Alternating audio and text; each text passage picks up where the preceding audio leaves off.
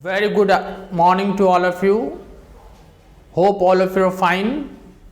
And I'm Shabab Khan, your English teacher, friend and guide.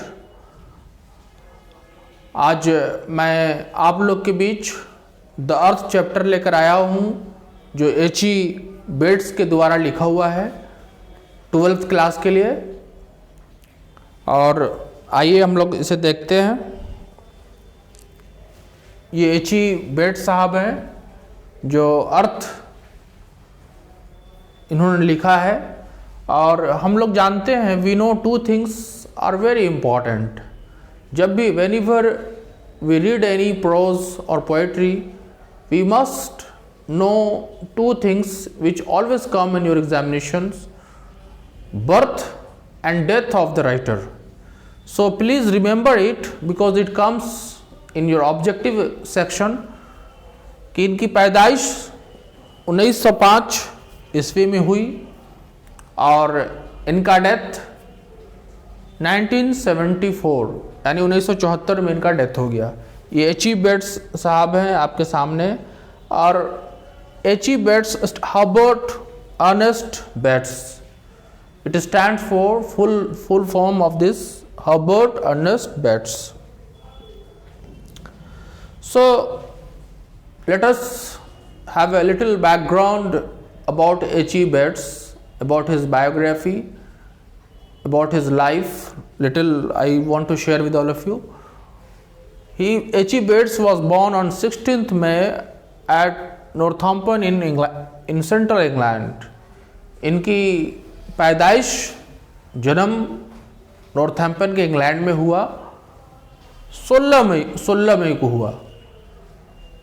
And he is a well known short story writer and novelist. बहुत ही मशहूर लघु कथाकार के साथ साथ ये उपन्यासकार भी थे। अब कुछ दिनों के बाद इन्होंने जर्नलिज्म भी ज्वाइन किया और मीडिया के लिए, अखबारों के लिए इन्होंने काम किया। और it is a very surprise to know he was so talented, very brilliant, very active. He at the age of 21 he became a published author. मात्र 21 साल की उम्र में इनका उपन्यास नोवेल का प्रकाशन हुआ और इस प्रकाशन के ज़रिए इनको एक बड़ा अचीवमेंट हुआ। लोगों के बीच में एक प्रसिद्धि इन्होंने प्राप्त किया H.E. बेट्स ने। और इनकी मशहूर राइटिंग जो है fair stood the wind for France जो 1944 में लिखी गई। ये भी आपके ऑब्जेक्टिव ऑथर के जरिए आता है कि ये जो किताब लिखी गई है किनके जरिए लिखी गई है। Who has written fair stood the wind for France. It was written in 1944। Next writing is these are the important writings of H.E. Bates. The purple plain 1947 and next writing the jacaranda trees. It was written in 1949. This is also famous writing. In the same way he wrote। और आखिरकार इनका death 29 जनवरी 1974 में हुआ। Canterbury में इन्हें दफनाया गया। और मात्र 68 at the age of 68 he died and left the world, but he made a brilliant impact in the field of writing. So ये मैंने आप लोगों को H.E. बेट्स का एक ब्रीफ बायोग्राफी ऑथर के बारे में प्रोफाइल बताया। और जो आज हम लोगों को स्टडी करनी है द अर्थ, ये H.E. बेट्स की एक मशहूर कहानी है। और ये कहानी बाप और बेटे के रिश्ते में कितनी, दूसरी बात कि कितना रिश्ता इंपॉर्टेंट होता है बाप का और बेटे का। बाप अपने बच्चे के लिए क्या क्या सेक्रीफाई करता है और लास्ट में जब वही बेटा जब बड़ा होता है तो अपने फादर को भी धोखा दे देता है अपने फ़ायदे के लिए वो। लेकिन जो माँ बाप का जो लव होता है दुनिया में, वो अनकंडीशनल लव होता है।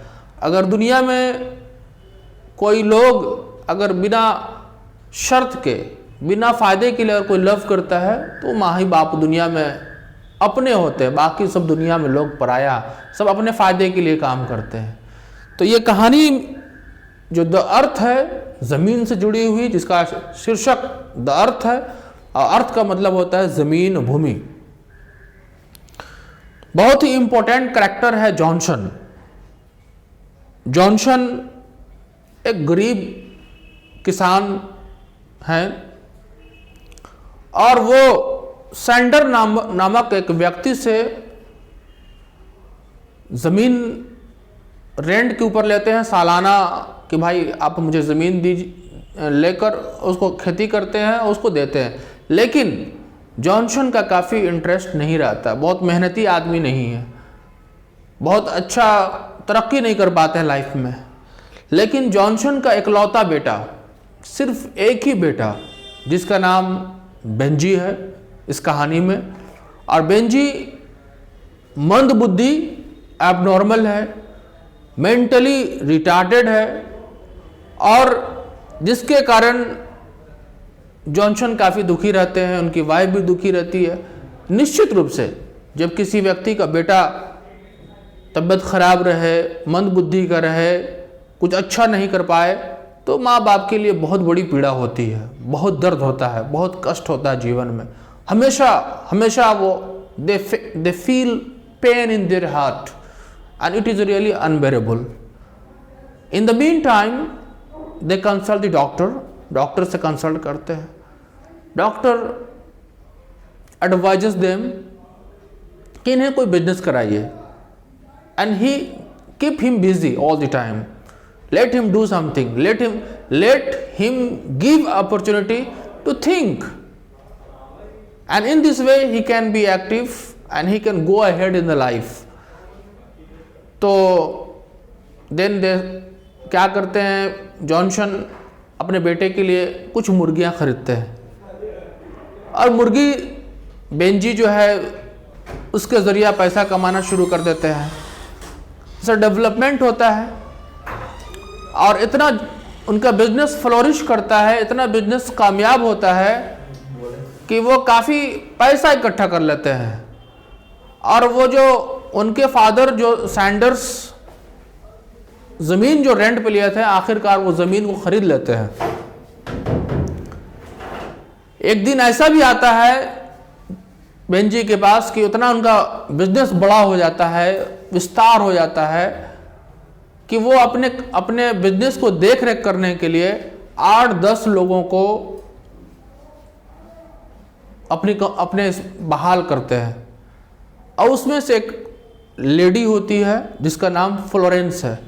देखने में बहुत सुंदर नहीं, बहुत ब्यूटीफुल नहीं, लेकिन मेहनती, जो बेंजी को सपोर्ट करती है।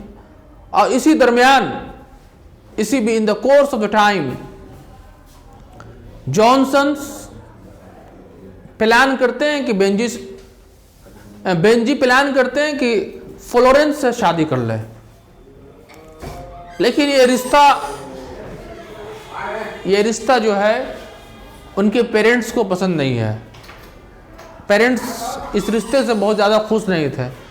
Against the will of parents, Johnson क्या करते हैं कि बेंजी जो है फ्लोरेंस से शादी कर लेते हैं, और दोनों अपना जीवन अच्छा गुजारना शुरू करते हैं घर में। कुछ दिनों के बाद फ्लोरेंस, जो बेंजी की वाइफ है, बेंजी की मदर से उनका रिश्ता बहुत अच्छा नहीं रहता है, बहुत रिश्ते में उतार चढ़ाव आता है। और वो बेंजी जो अपने पेरेंट्स को समझाते हैं कि इन फैमिली के, आप मेरी वाइफ के साथ मैनेज कीजिए, लोगों से मिला के चलिए, तभी हम सपोर्ट करेंगे फैमिली को, नहीं तो। और कुछ दिनों के बाद जब बात बढ़ जाती है, दोनों में अच्छा रिश्ता नहीं रहता है, आखिरकार क्या करते हैं कि वो अपने पेरेंट्स को घर से बाहर कर देते हैं। तो ये जो कहानी है बहुत ही इम्पोर्टेंट कहानी है। आज हमारे समाज में ऐसी घटना घट रही है। हमारे सोसाइटी में लिटरेचर पढ़ाने का मतलब कि आपको लाइफ के बारे में बताना, आपको जीवन के डिफरेंट एस्पेक्ट्स को बताना, क्योंकि कहा गया है कि literature is the supreme art of the world and it presents life. तो इस कहानी के जरिए हम लोगों को सबक ये मिलती है कि माँ बाप अपने बच्चों से अनकंडीशनल लव करता है, लेकिन बच्चे जब बड़े हो जाते हैं, वही जब उन्हें कुछ पैसा कमाना शुरू कर लेते हैं, जब वो अपने पैरों पर खड़े हो जाते हैं और अपने पेरेंट्स के साथ मिसबिहेव करते हैं, मिसट्रीट करते हैं, उन्हें घर से बाहर कर देते हैं, इस समाज का दर्द है। ये समाज की हर लोगों की पीड़ा है कि बच्चे सोचें कि कितने प्यार से माँ बाप अपनी ज़िंदगी की सारी कुर्बानी करता है अपने बच्चों की तरक्की के लिए, सारे सेक्रीफाई करता है, लेकिन बच्चा इस बात को नहीं समझकर अपने फ़ायदे के लिए माँ बाप को भी छोड़ देता है। तो ये कहानी का जो मैंने अपनी भाषा में आप लोगों को हिंदी में समझाया, थोड़ा सा अब स्लाइड के माध्यम से मैं चाहता हूँ कि आप लोगों को कहानी थोड़ा और ज़्यादा बेहतर एक्सप्लेन कर दूँ, क्योंकि आपके एग्ज़ाम में जानते हैं कि 12th का एग्ज़ाम 2 तरह के क्वेश्चंस आते हैं, ऑब्जेक्टिव एंड सब्जेक्टिव्स। तो ऑब्जेक्टिव सब्जेक्टिव में समरी लिखने के लिए आते हैं, शॉर्ट आंसर टाइप आते हैं, और ऑब्जेक्टिव 1 मार्क्स का होता है। तो कहानी देखें हम लोग। The earth is an instructive story written by H.E. Betts। Instructive का मतलब होता है निर्देश देना। ये हम लोगों को एक सबक देती है, एक लाइफ टीचिंग स्टोरी है। इंस्ट्रक्टिव जो H.E. Betts ने लिखा है, the story is all about relationship between a son and a father. ये जो कहानी है माँ बाप और बेटे के रिश्ते में संबंध की कहानी है, कि बाप और बेटे में का जो रिश्ता होता है दुनिया का सबसे बड़ा रिश्ता होता है। It suggest that parents should not rely on son too much. ये कहानी हम लोगों को ये भी सीख देती है कि आज के डेट में हमें अपने बच्चों पर फुल ट्रस्ट नहीं करना चाहिए, क्योंकि बच्चे आपको किसी टाइम किसी समय धोखा दे सकते हैं। तो आपको भी अपने फ्यूचर के लिए, अपने भविष्य के लिए सोचना जरूरी है। The story shows laziness of parents and selfishness and cunningness of son. Selfishness का मतलब होता है खुदगर्जी, कि man is selfish by nature, और कनिंगनेस का मतलब होता है धूर्त, चालाकी, कि बेटा अपने चालाकी के जरिया, अपने खुदगर्जी के चलते, अपने फायदे के चलते अपने पेरेंट्स को घर से बेदखल कर देता है। और father Benji drives parents away from their house. Benji जो है अपने माँ बाप को घर से बाहर कर देता है। तो ये कहानी जॉनसन उनके पिता है और बेंजी बेटा है। तो बाप बेटे के रिश्ते की कहानी है, बहुत ही अच्छी कहानी है।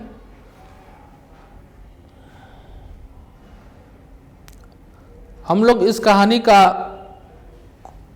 समरी देखते हैं। समरी का मतलब होता है सारांश।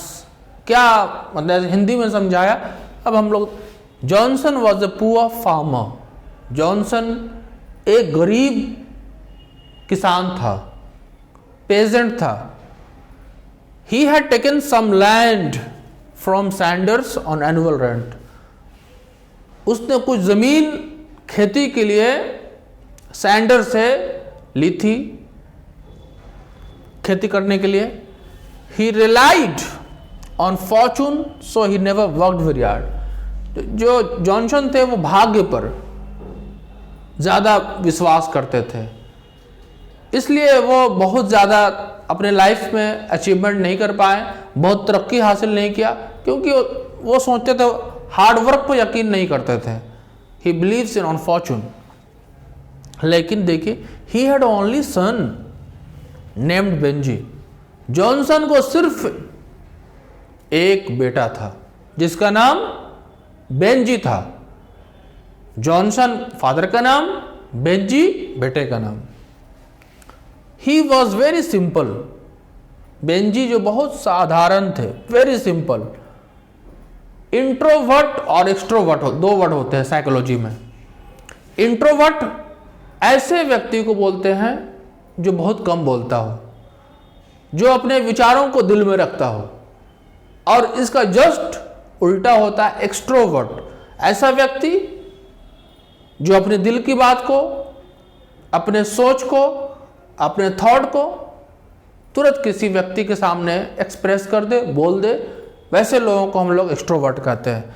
तो ये तीन वर्ड, सिंपल, इंट्रोवर्ट और एबनॉर्मल। एबनॉर्मल का मतलब वो असामान्य थे, मेंटली रिटार्डेड, दिमाग से कमजोर, मंद बुद्धि।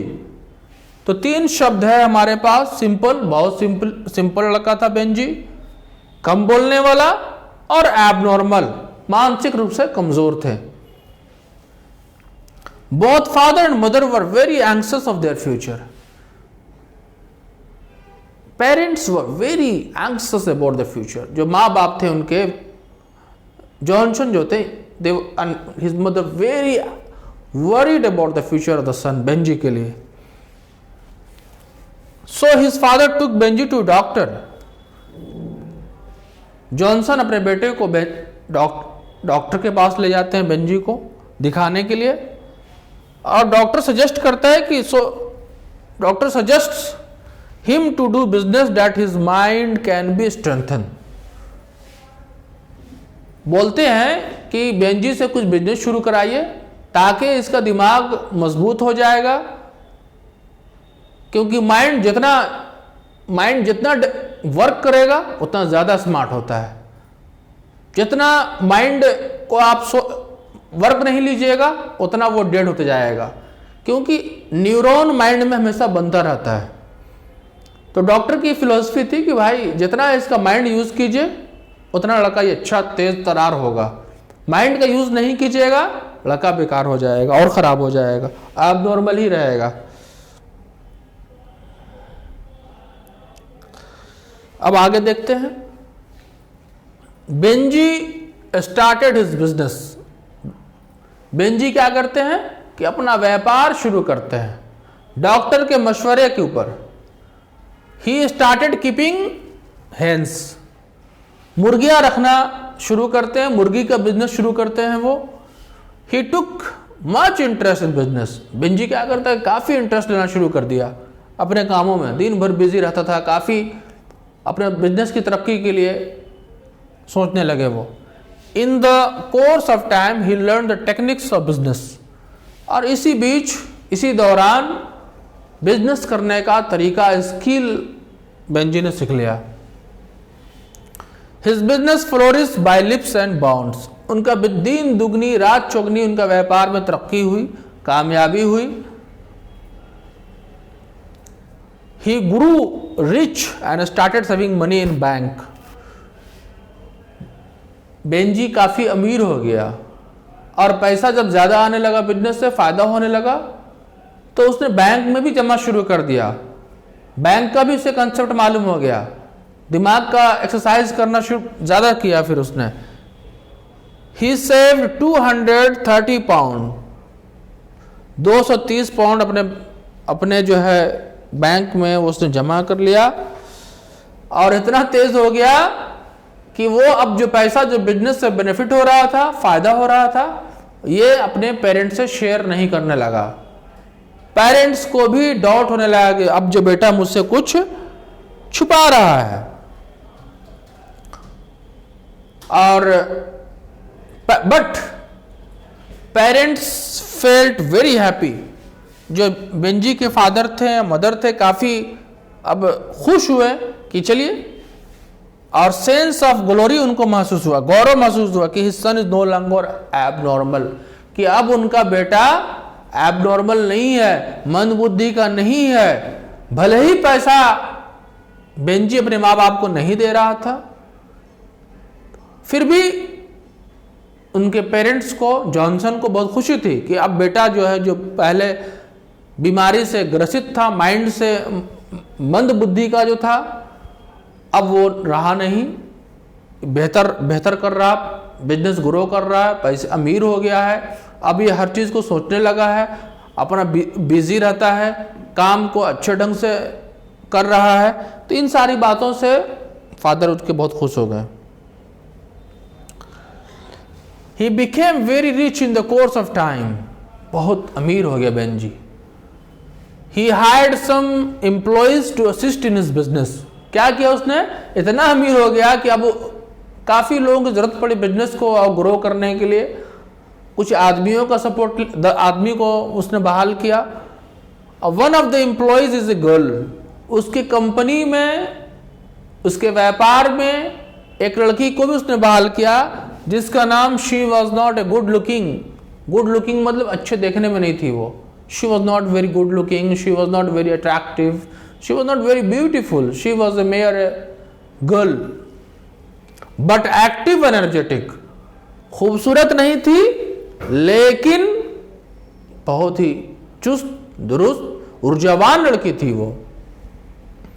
His parents did not like the girl because she was not beautiful.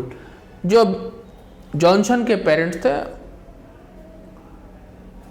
लड़की को पसंद नहीं करते थे उसे, क्योंकि वो खूबसूरत नहीं, वो चाहते थे कि उसके घर में खूबसूरत बहू आए। लेकिन हर नेम वॉज फ्लोरेंस, उसका नाम क्या था? फ्लोरेंस था। He decided to marry her against the wish of parents. Benji ने अपने माता पिता के इच्छा के विरुद्ध फ्लोरेंस से शादी करने का फैसला किया। In the course of time difference started to grow between his mother and wife. इसी बीच जो है फ्लोरेंस और बेंजी की मदर के बीच में घर में डिफरेंसेस पैदा शुरू हो गए, उतार चढ़ाव शुरू हो गए, रिश्ते में कुछ कमी आने लगी दोनों में। ये नेचुरल होता है। Florence instigated him against his parents. Instigate मतलब तो उसकाना। जो फ्लोरेंस थी बेंजी के फादर के खिलाफ, अब मदर के खिलाफ उसकाना शुरू कर दी, शिकायत शुरू कर दी। सो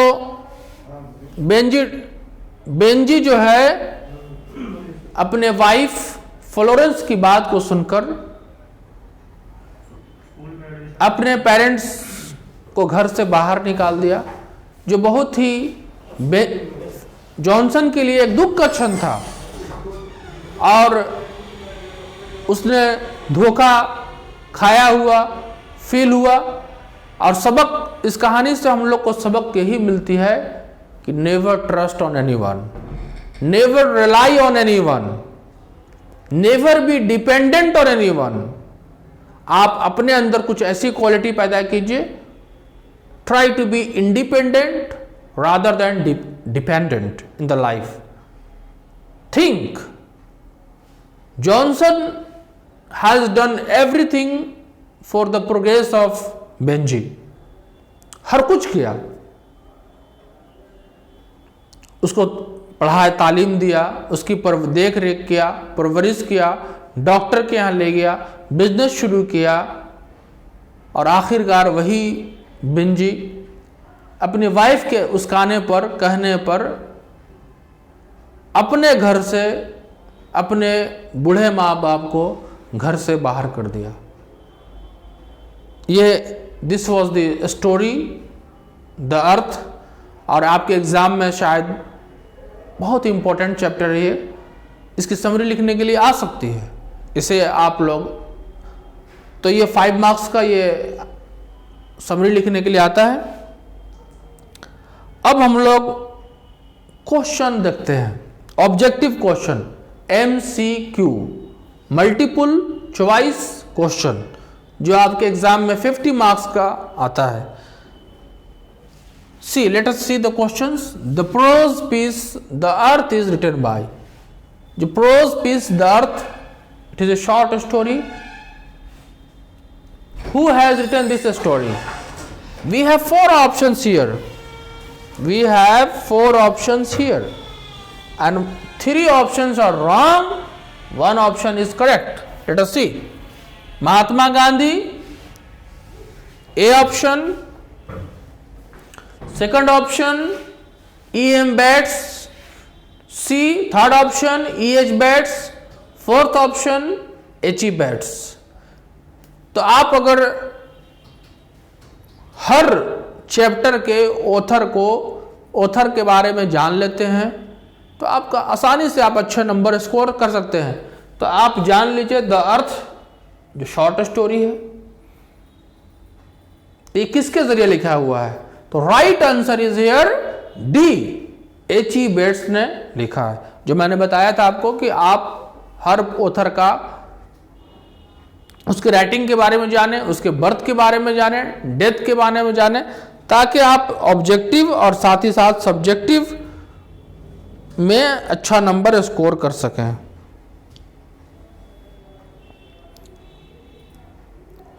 We have next question is here. H.E. was born in Herbert Ernest, जिसका फुल फॉर्म है, उनकी पैदाइश कब हुई? Option A 1883, option B 1893, option C 1873, option 4 1863। इसमें 3 ऑप्शन गलत हैं, रॉन्ग है। सही है 1893। OMR इस तरह से क्वेश्चन हमने बनाए हैं आपके एग्जाम के लिए। मैंने बताया कि बर्थ और डेथ और राइटिंग हमेशा एग्जाम में आता है। H.E. Bates died in the year. Right option answer is here. We have 4 options here. 3 options are wrong. 1 is right. B is the correct answer. That is 1974. 1974 में H.E. Bates का death हुआ था। Plus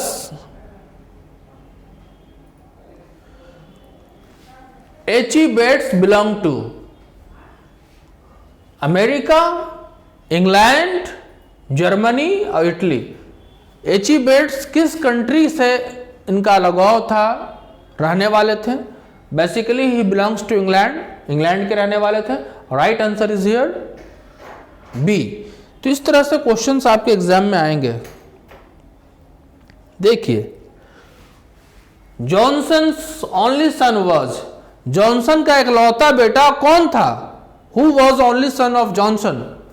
H.E. Bates, Tom, Benjy, Bonnie. Right answer is here C. इस तरह से आप अपने बहुत सारे क्वेश्चंस हैं आपके एग्जाम के लिए हेल्पफुल नहीं है। Benji parents did not like because of grey eyes Florence, Benji ने शादी जो किया था फ्लोरेंस से शादी हुई थी। Benjy left school at the age of 4 options 12, 13, 14, 15। Right answer is here 14।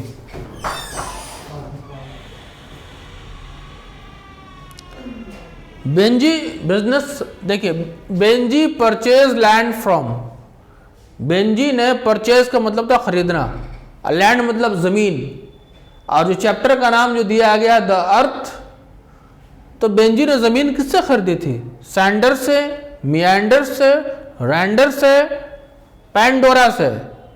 तो ये बेंजी के फादर जॉनसन ने कुछ जमीन ली थी सैंडर से, बाद में बेंजी अमीर हुए तो उन्होंने जमीन खरीद लिया, सैंडर से उन्होंने जमीन खरीद लिया।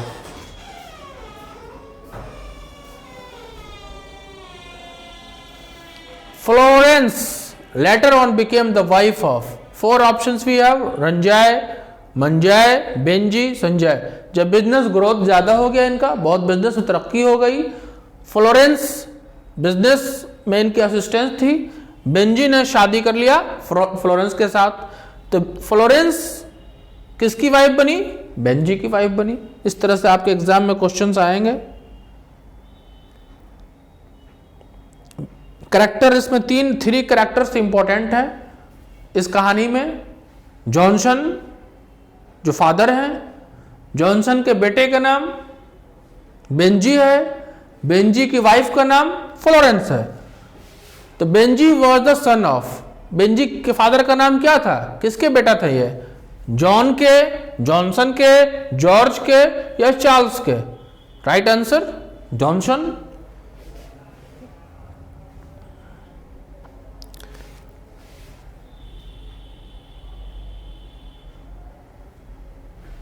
Was the real owner of the land, real owner, वास्तविक जमीन के मालिक कौन थे? जमीन किससे खरीदा? Four of Sanders, Landers, Renders, Manders. तो Sander was the real owner of the land. इस तरह से आज मैं आप लोगों को प्रोज सेक्शन का अर्थ, जो शॉर्ट स्टोरी पढ़ाया, और रियली ये कहानी बहुत ही इंस्ट्रक्टिव है, लाइफ टचिंग है और हम लोग को जीवन में काफ़ी प्रेरणा देती है। और आप इस कहानी का जो थीम जो मैंने समराइज किया कि बाप और बेटे का रिश्ता कितना इंपॉर्टेंट होता है। बाप अपने जीवन की सारी कमाई बच्चे की तरक्की के लिए खर्च कर देते हैं, लेकिन जब बच्चे उस लायक हो जाते हैं, जब माँ बाप को उनके हेल्प की जरूरत पड़ती है, तो बच्चे आखिरकार अपने घर को भी बेदखल कर देते हैं, उनको घर से बाहर निकालते हैं और आखिरकार माँ बाप जो है कहीं और जाके रहना शुरू, ओल्ड जो घर बना शहर में जो बड़े बड़े घर बन रहे हैं, ऑर्फनेज टाइप के घर बन रहे हैं, वहाँ जाके रहना शुरू कर देते हैं। ये हम लोग के लिए बहुत दुख की बात है। सो इसलिए this was the theme of the story that we have learned here, and hope all of you have enjoyed this story. So thank you, have a good day, we hope to meet you in next class. Goodbye.